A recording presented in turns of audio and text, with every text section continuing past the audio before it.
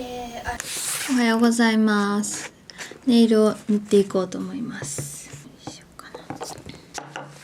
今日は白のアマネイル 3D09、 多分いつかの限定色で友達がプレゼントにくれたやつ、変更ピンクベージュを塗っていきます。最近ずっと天気悪くて、今日久しぶりに晴れ間が見えてるんですけど、であと生理だったからランニングもしてなくて、本当ずっと家にいて仕事してたんですね。今日はこのネイルを塗り終わったらめっちゃ集中してめっちゃ気合を入れてやらなければいけない仕事が待ち構えていて、家でそれは進めるんですけど、あんまり気が向かなくて嫌だなーって感じです今日の晩ご飯は昨日もう作ってて、家のことは何もしなくていい状態にまで持ってきてはいるんですけど、ほんとその向き合いたくない仕事があります。頑張ります。10代ぐらいは出席言ってる人。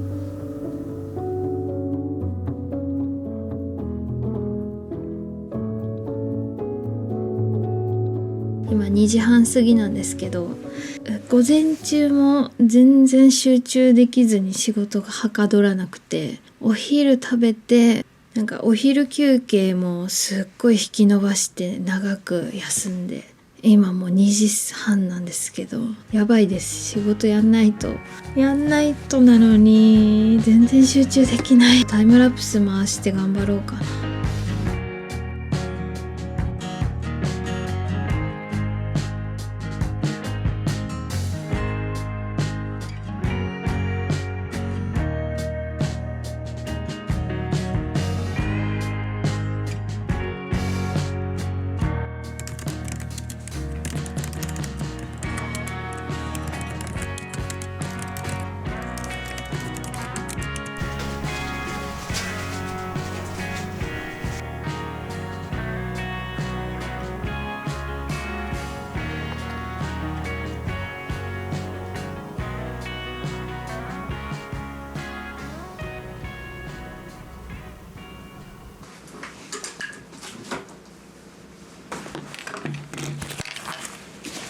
朝から昼過ぎまで仕事をして、さっきお昼を食べて、今2時40分です。これから映画を見に行ってきます。見る映画は隆一坂本ダイアリーズっていう坂本龍一さんのドキュメンタリーを見てきます。でそれが下高井戸シネマっていう映画館でやってるんですけど、もう上映された作品とかを新たにセレクトして上映してくれている場所で、隆一坂本ダイアリーズも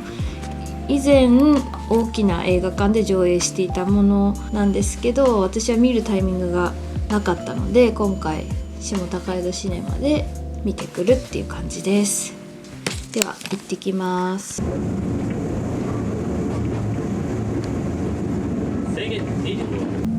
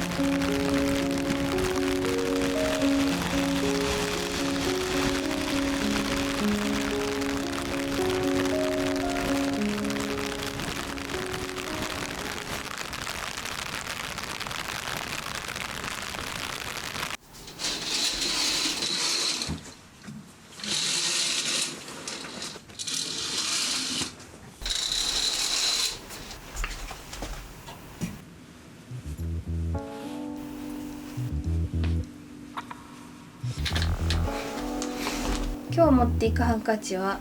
スイミーの窓が描かれたピンクのハンカチにします。今日の服装は上が古着のアディダスのジャージとピンゾーンのワンピースです。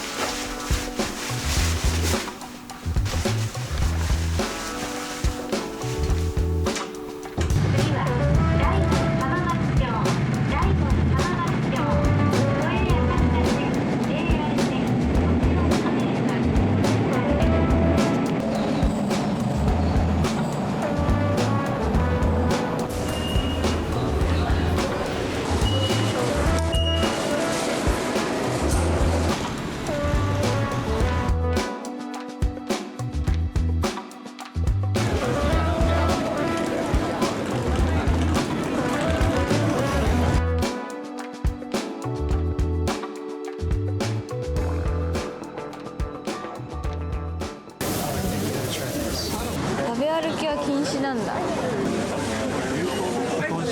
ー、美味しそう。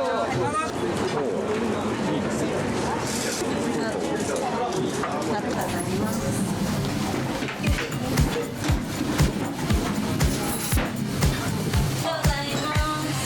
これなんだっけ？三色、あ、違う。いちご丼？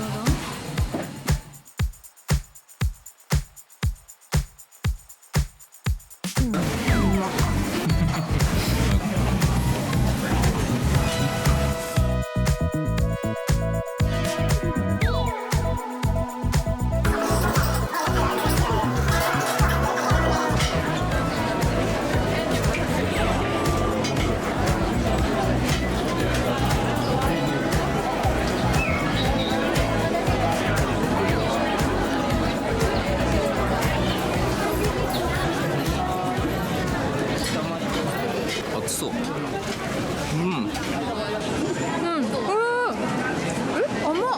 甘いんよ。美味しい。ねわ、すごいね。なんかすごい写真貼ってあるけど。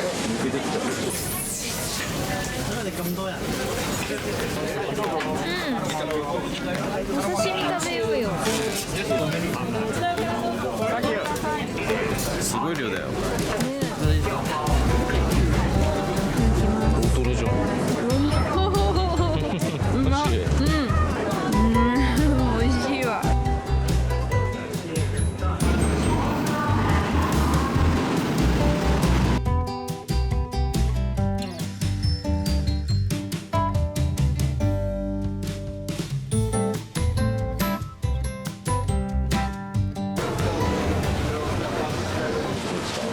そうかもね、人少ない。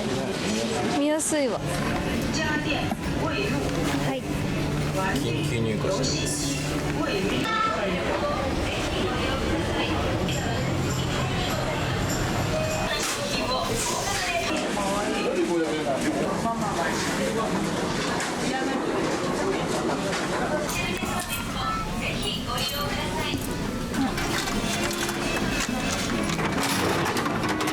あ、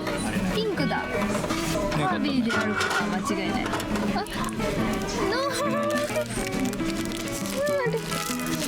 かわいい。かわいいじゃん、カービィ。ホバリングカービィの方がかわいいな。まあまあ、かわいいです。こちらの株式会社ケンエレファント。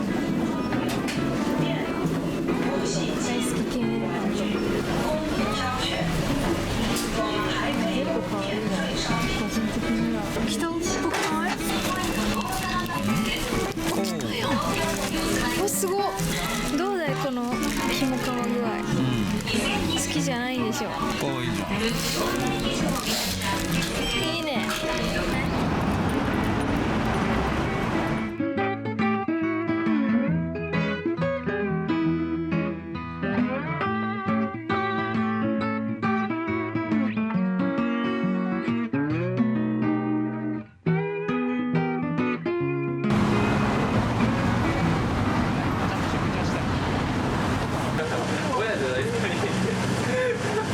全部回って。いかんよ。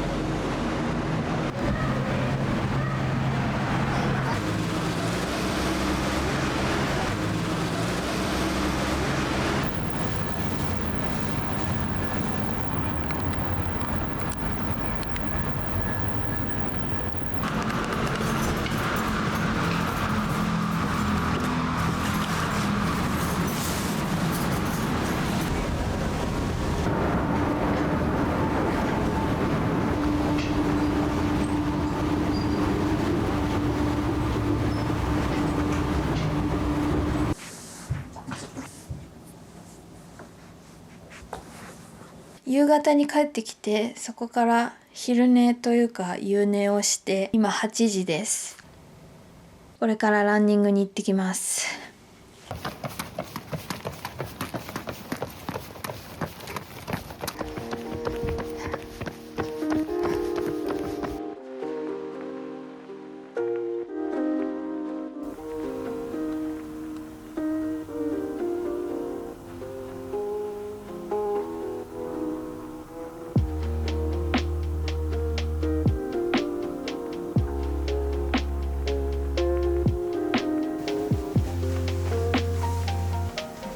今日持っていくハンカチはヴィンテージのバンダナで牛柄のやつです。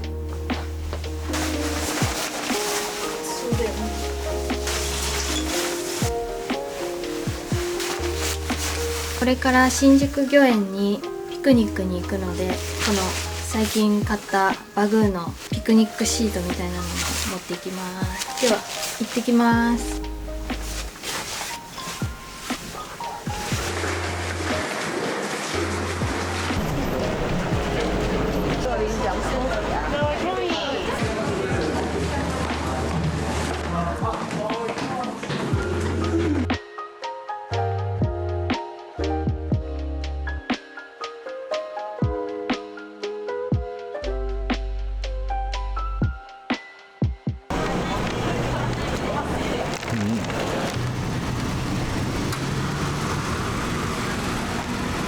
人すごいね。人すごっ。遊園地、動物園なのかそうなんだ。な。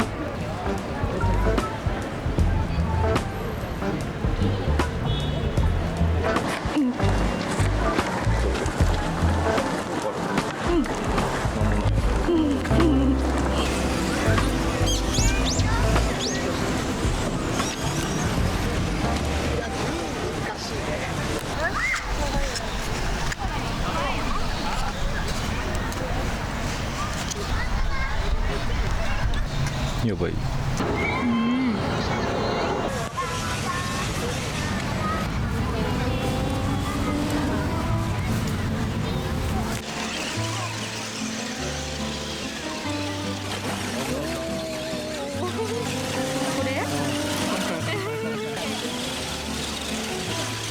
これよりですね、RC レンタル一時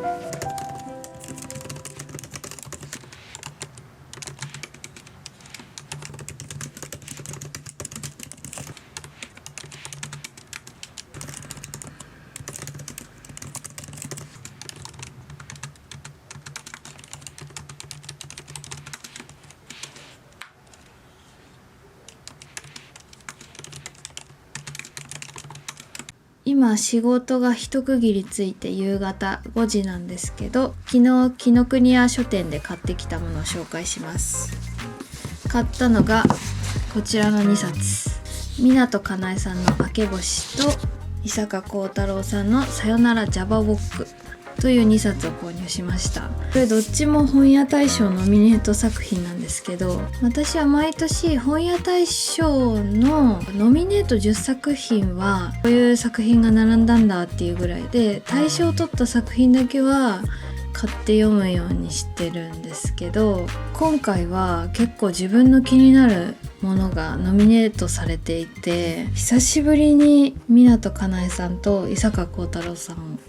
の本を購入しました。まずこちらの湊かなえさんの明け星なんですけど、これは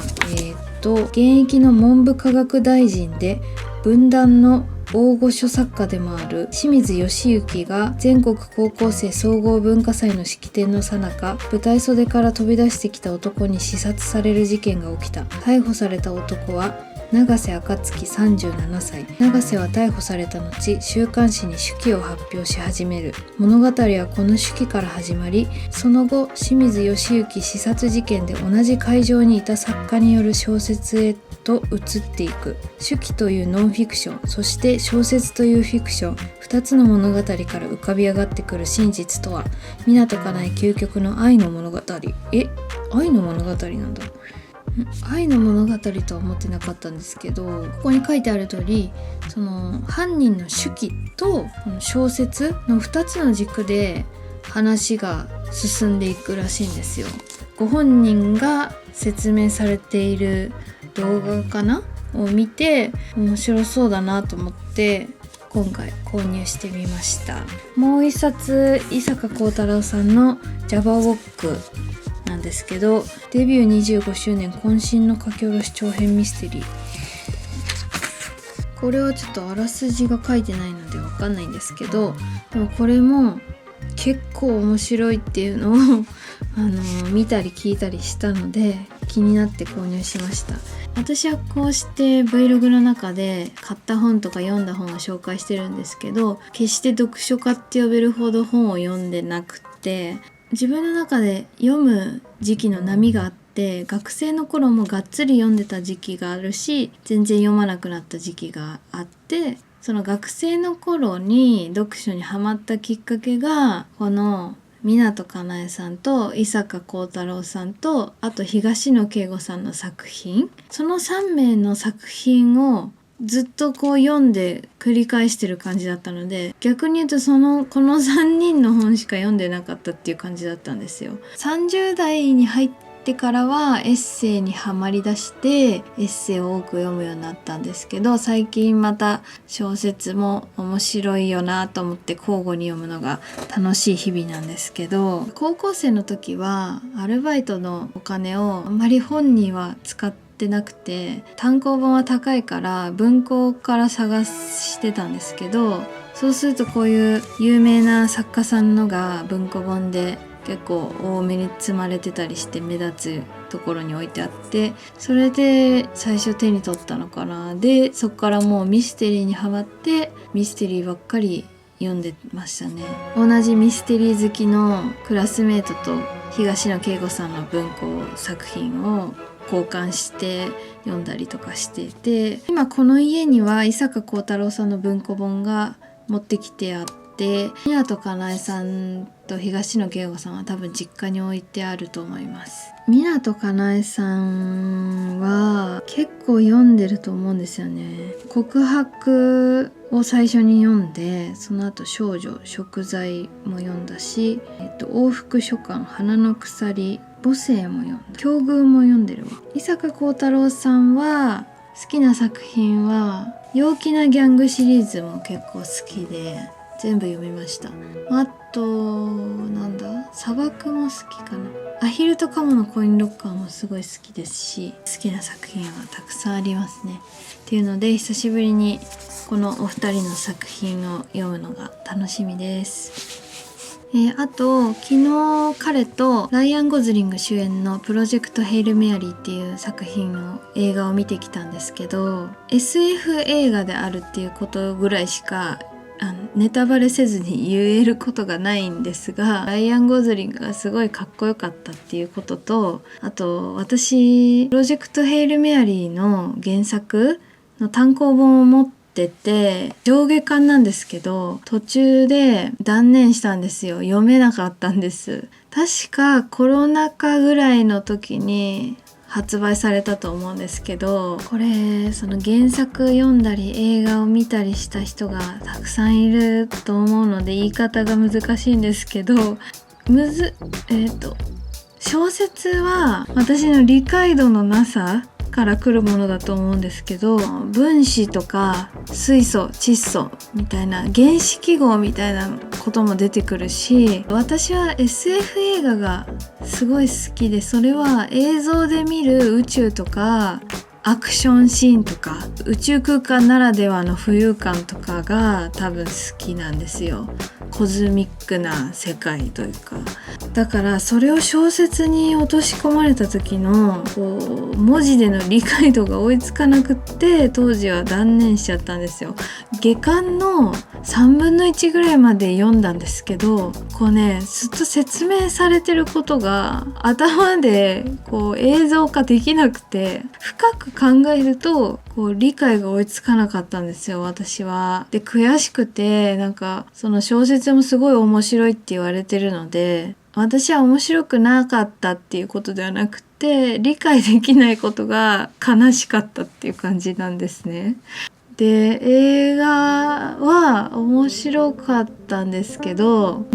これを原作を読んでない人はどう思うのかなっていうところが気になって、彼は原作を読んでなかったのに私より理解してたので、やっぱり私の理解力が足りてないんだと思うんですけど、あまり深くを考えて見るよりも感覚で味わう方が楽しめる映画だなと思いました。映像は綺麗だし、うまくコミカルな部分も入れてるし、